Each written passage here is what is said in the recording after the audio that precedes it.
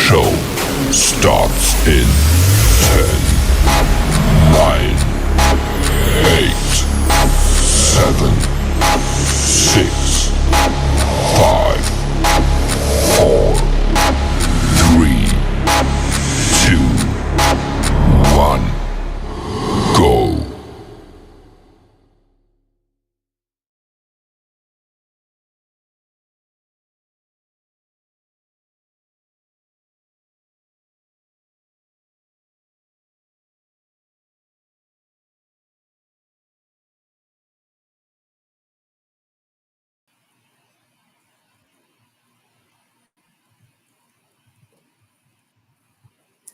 Hey everyone, this is your girl SC Bookgal 843. And yes, I'm here on my night, on Tuesday night. And you guys, I am honored. Well, I'm always honored to meet a new author, but she has a special place with me because she is from my state, South Carolina, y'all. So of course, I gotta treat her right. You know what I'm saying? But tonight, we talking about poetry. We talking about them words that express us, express our feelings, just express who we are. So I have an author from South Carolina by the name of Jasmine Mariah, and she's gonna come up here and she's gonna chat with us for a little bit. Come on up, girlie. Hello. Hi, how are you? I'm doing great. How about you? I am doing great, Al. When these storms stop, lightning down here. God. So, welcome to SC Book Gal and Friends Chat. So, before we go any further, tell us a little bit about yourself. Well, I'm 24 years old. I'm a Hold self-published on, time creative. out. Time out. No, no, no, no, no, no. You are how old? I'm 24. I just actually turned 24 a couple of days ago. Yo, I know y'all Yes. see that baby face action going on. Go ahead. Yes. But I am a creative writer, upcoming creative writer. I basically live the life of a typical 24-year-old while trying to pursue my dreams and my passions. I'm currently studying creative writing at the University of Phoenix on the side, as well as working.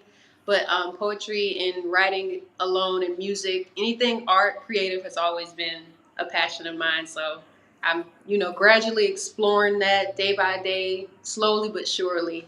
So yeah. So, what about this creative element of writing and poetry? What draws you to it? I think I would say it gives me like self identity. You know how everyone has that thing that they're good at and they're not so good at, or it makes them feel like themselves the most. I've always gravitated towards poetry and writing ever since I was like 5. I would write about like astrology, the moon and the stars, things like that. And over time, I just kept writing and writing and writing. Then I realized, like, hey, this may be something I should pursue. And I've been able to do that and express that through music as well as other things. So, yeah. Music too? Yes. Let me find out you dipping and dabbing and everything.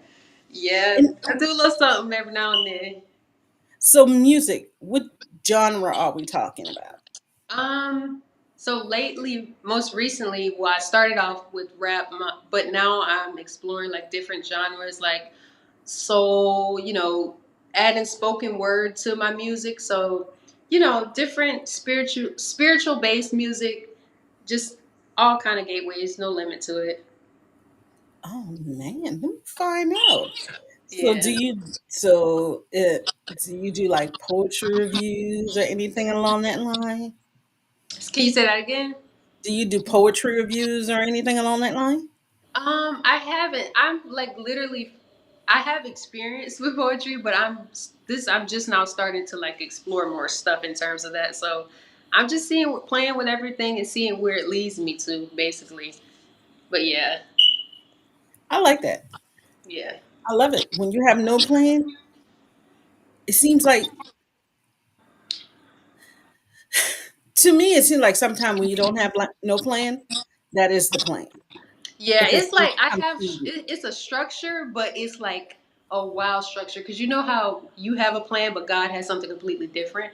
So I've always been able to write naturally. Like I want in the future, I want to go on to doing like screenplays and play scripts and move like stuff, anything creative writing in general. I just want to explore that, and poetry is just like the base of it. But when I Mhm. say I'm just now starting off fresh and I don't know where I'm gonna go, I could be writing music, be a songwriter. I could be write a play next year. So we never know where it's gonna go. So I just try to stay open minded and productive in both fields, and Mhm. just to see where it takes me. Because I feel like if I have a set plan on it, something different can happen, and you don't know what that could lead you to. So just being positive and seeing where it leads me. Okay, so you have this beautiful book, Yeah. this Brown Eyed Wonder. Tell us a little bit about that book. So this book, the center of this book is about spirituality and mental health and healing. 3 years ago, I was battling anxiety and depression, and I went through a really rough time. And I had my first encounter with the Holy Spirit, and it taught me a lot about Jesus, and just my whole belief system changed as a young adult. And I was inspired enough to put this in a book in a way that was poetic, in a way that I knew meant something deeper to me, and I could always go open this book and it'll make me look at those experiences in a positive way. So it's very special to me, and it's the center of it is spirituality and mental health. So yeah. Okay. Who do you feel is your target audience when it comes to your book?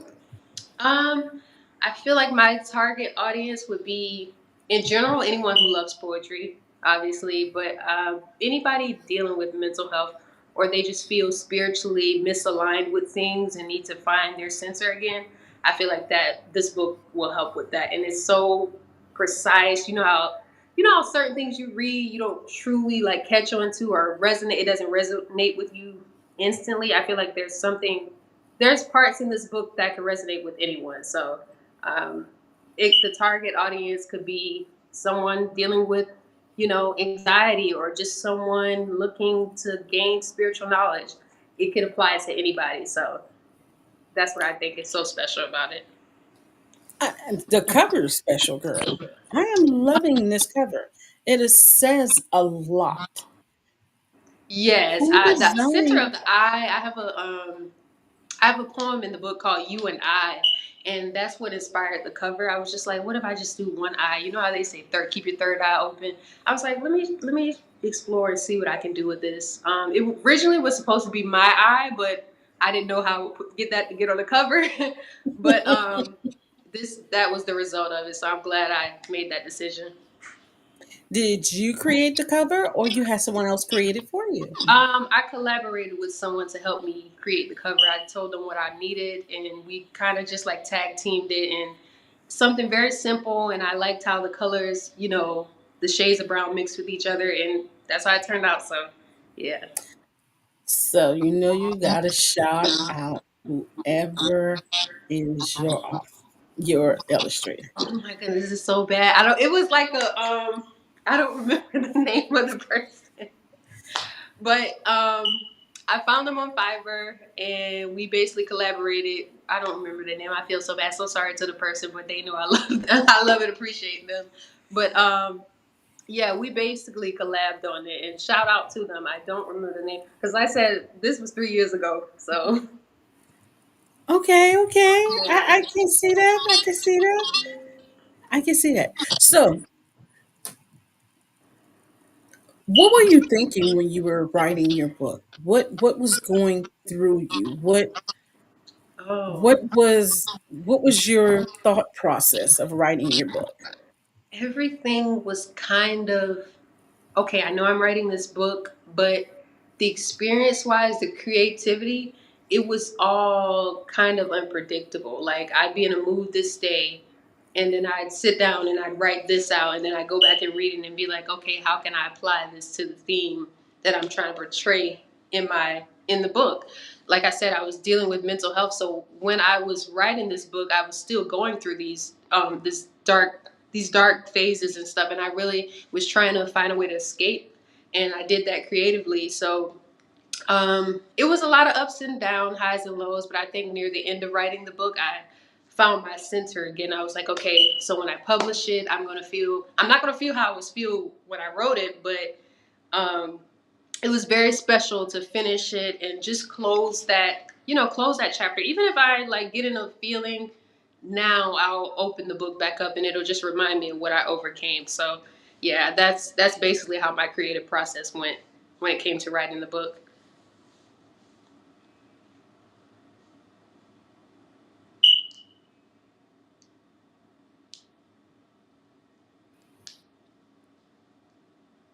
Yeah, Yeah, it's like where you go. we had a little technical. That wasn't cute. That lightning It hit, everything happens. It went. happens. Look at here. So, um, you're back. Okay, so your mindset is what again? I'm sorry.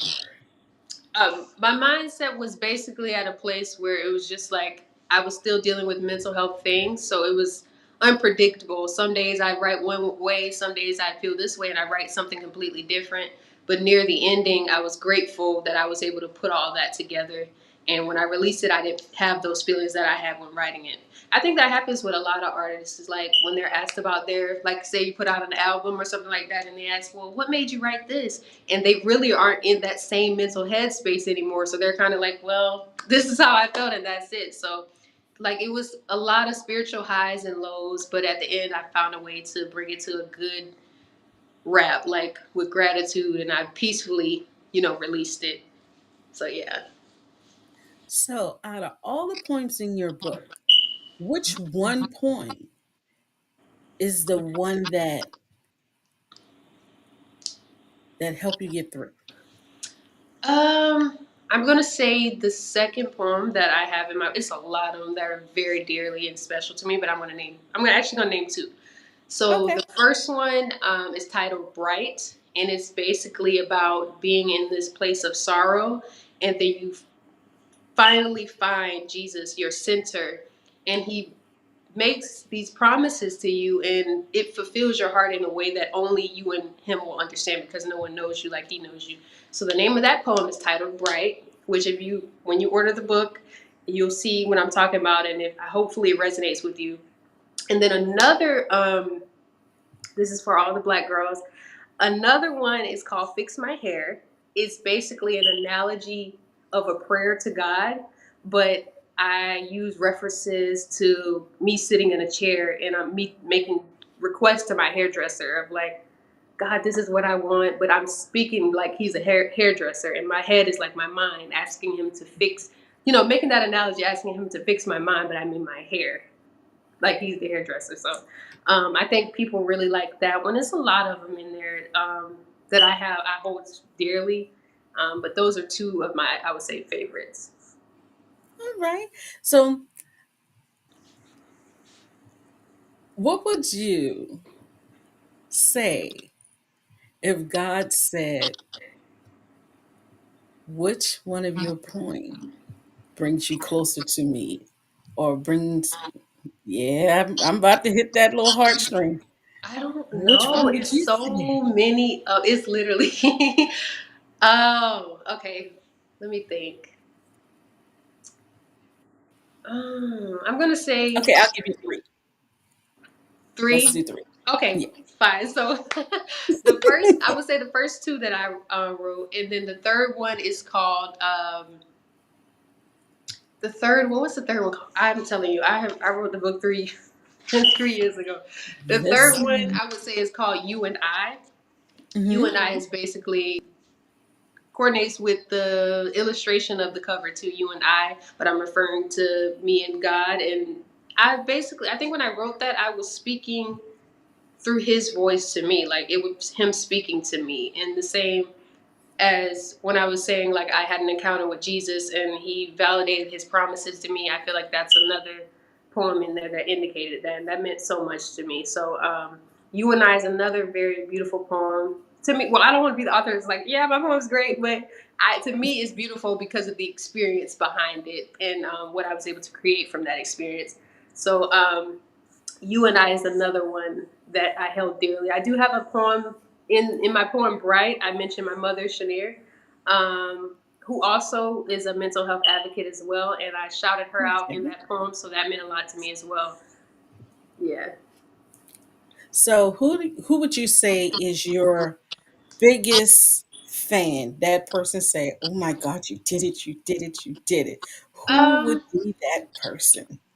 for one, I'm gonna put this sounds kind of like not cocky, but I'm gonna say I'm my biggest fan in terms of like because I know the journey and what it's like to not have people surrounding you that sees what you see in yourself. But other than that, most definitely my siblings and my mom and dad who always encouraged me and they always knew I had a passion for creative writing. My mom, she would like repost so many times. My little brothers and sisters, they admire what I do.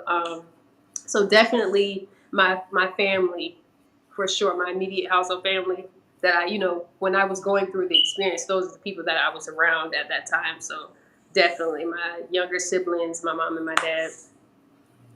And girl, there's nothing wrong with tooting your own horn. Toot toot, Yeah. okay? Yeah. You have to. Somebody got to do it. You have to. Someone You has to have do to be it. your biggest fan because Yeah. you're the one that you're looking in the mirror. Okay? Yes. Yes. So, how did it feel when you had your first manuscript in your hand? Honestly, I went back to because I didn't tell you this either. I had the idea of Brown Eye Wonder when I was 15 years old, but I didn't know that the book. That's what the book was going to be about. I just had this cover. I'm like, I'm going to write a book one day, and it's going to be titled Brown Eye Wonder. I used to make like little sketches in high school of like how I wanted the book to look and everything. But little did I did not know the book would be about spirituality, anything like that. I just knew like, okay, you're going to write some collection of poems, and that's what it's going to be about. But I didn't know what it was going to lead to. But oh my god, what was the question again? I just Girl, listen, you are good. How did you feel when you had your first manuscript in your hand? relieved, relieved that the creativity that I worked on was tangible. I could hold it. And my second thought was, wow, I wonder who this is going to help.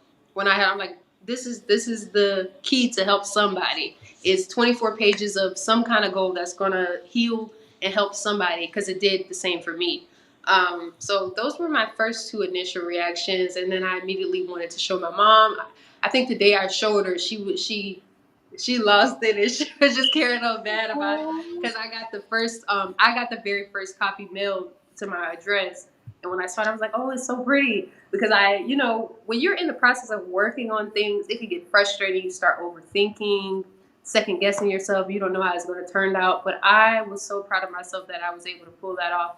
And mind you, at the time when I was writing the book, I wasn't in the best place mentally, and I was still working, dealing with the adult life and adapted to those things.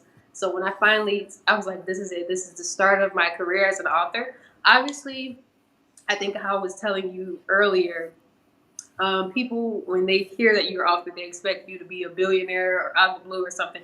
But that was my first experience, starting my career path, something to put on my catalog. But yeah, I was grateful, very grateful.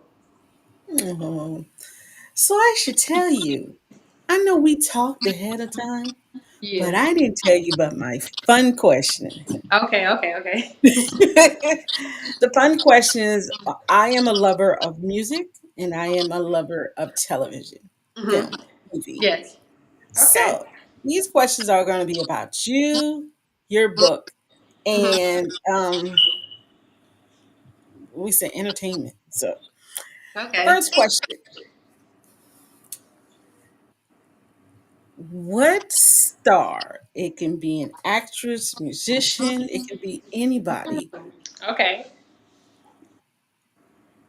Who would you want to read your book and why? I'm not really like a fangirl type, but if I had to, I'd say I like Willow.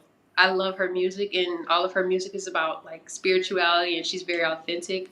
I would love for her to read my book one day, or maybe like, hmm, someone What who was just I'm trying to, because I don't be like fangirling. Like I have people that I admire. Um, I know this is cliche and such a girl thing for me to say, but Beyonce. it? Did you go see the But Beehive? I love Ariana Grande. I would if it could reach people like that. Oh my gosh, that would mean so Mm. much to me. But I don't be fangirling over people. You So and my daughter would get along great because she likes yeah, Ariana yeah. Grande. Have you ever been to a Beyonce concert? Never. I. It looks like a lot of fun. Expensive, but it looks like it's worth it though. But I love to go. Whew, okay. I don't think I have the energy to go to one of her concerts because I'd be Yeah, I looking at would get old people like, overstimulated at any concert, regardless of who it is. I feel like I'd be overstimulated and ready yeah. to go. After 10 minutes, all right, man, let's Yeah, go. all those people. So, you have the chance for your book to be narrated, Hmm. made into an audiobook. Yes. What voice or whose voice do you hear reading your book? Mm. Oh, that's a good question. These are things that I've never thought about. That's why they're the fun Oh, questions. is it crazy to say? I don't know. No, it is not. It is not crazy because now that's a goal. Like, okay, I want my book to be an audiobook. So how do I You know want that what? sound to come out? You know Uh-oh. what? This is just off the top of my head because it's a song by Tiana Taylor that Taraji P Henson was narrating, and I think it was like poetry at the beginning of the song. Maybe she'd be great narrating it. That'd be dope. She's one of my favorite actresses, so yeah, And she is very, very um she passionate. yes, and she's very self assuring. Yes, very much. I She think says she's she a looks in the yeah mirror Virgo. all the I like time. her. Yes, yes. Mhm. Okay. We got one more for you. Okay. I think this question I'm gonna start using all the time. Okay. Lifetime television is on the line. You know they like to do everybody's biopic. Oh, I miss Lifetime. I haven't watched Lifetime in so long. They had this series that Mary J. Blige did. I love Hmm. the series. Um, was was according to one of her songs, and that's what started making me look at it because I started to notice that they were doing a lot of biopics. The Yeah. Clark sisters, Tony Braxton, Whitney Houston, TLC, Salt and Pepper. I Hmm. was really getting into it. So Yeah. they called you and they said, we want to do a biopic of you. Who would you want to play you and why? I don't know. Okay, you know what? I actually do know. I probably. She's gonna laugh. Okay, I probably would get my sister to play me because she's like my doppelganger. We look just alike, and no one knows me how she knows me. Maybe her. I can't think of like actress wise who I like identify with that could play me. I don't know, but Listen, keep it in the family, yeah. Who girl. do you think? Who do you think if I had a biopic? From what I Because read, I'm young. I'm like 24, so I don't know any 24-year-old A-listers that look like me. I don't know. and so let me tell you, from what I Okay. read, and your age Hmm. does you nothing because you're very mature. You're Oh, very thank mature. you. Thank you. I was getting the feel of Marsha and Ambrosius, one of the young ladies from Floetry. But Oh, I then don't know who that. I I don't was even know getting who that that is. early version of Jill Scott when she first came out. Mm. Okay. So that's the vibe that I'm getting. Okay. I know a lot of people that have told me, like Zoe Kravitz or Zoe Kravitz's mom. Lisa Bonet. Yes, Shouts Lisa out to Bonet. Malcolm Yeah. Jamal Warner. I'm a mission man. Hmm. So I can see that. I can see that. Yeah. Well, we are down to our last 5 minutes. So, of course, one, are you working on anything right now? Oh, I'm working on a lot of things. Two things I'm not going to mention, but the things that I can mention is I've been doing more content with spoken word poetry. I've been working on music that's family oriented as well. And then I have two other projects that are in process, but I'm not going to say too much about those. I just want to, pop out with it. But yes, I've been working, getting back into my creative element, you know. So, I know we have your handles at the bottom, but Yes, tell your viewers, your old readers, your new readers, and the people who are going to see this, who are going to start following you, how yes. they can keep up with you and your work. Yes. To keep up with my work, you can look up my book, Brown Eyed Wonder, on Amazon. It's available. You have to look up the title, Brown Eyed Wonder, with my name, Jazz Mariah. I'm also on TikTok, Instagram, on Facebook. You see my name as Jasmine Mariah on Facebook, and handles to my business page and my links to my book and my work. But yeah, those are my social media handles and how you can contact me and get a copy of the book. So yeah. Okay. But stay right there because I need Okay. to ask you one more thing. So, All you right. guys, you know that our contest is still going on for our summer reading challenge. And we have our secret code word that is only shown on Tuesday nights. Of course, you know, if you go and you find a post that says Summer Reading Challenge and you put in this word, you get two chances to win the $10 gift card that is given on every Sunday.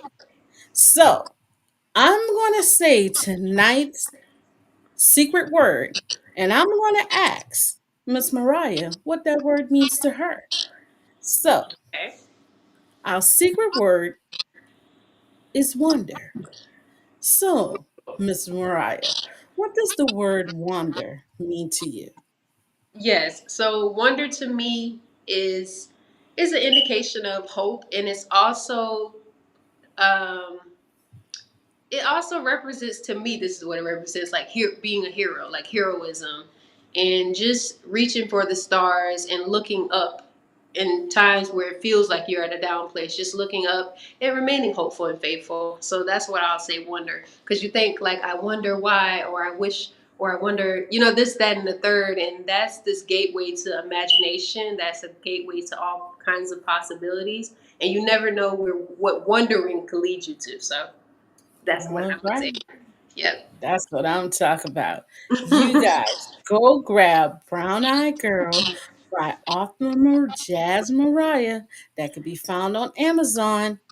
Follow her special links, social media links at the bottom. Ooh, and look at that cover, y'all. She got it. I look happy. Miss Jasmine, thank you for being with us tonight and Thank blessing us you. with your presence. Thank you. Listen, you keep making it do what it do. Yes, ma'am. You guys, it's another Tuesday night in the books. Always remember, there's no such thing as an old book because not everybody has read every book. Catch you next week. Bye.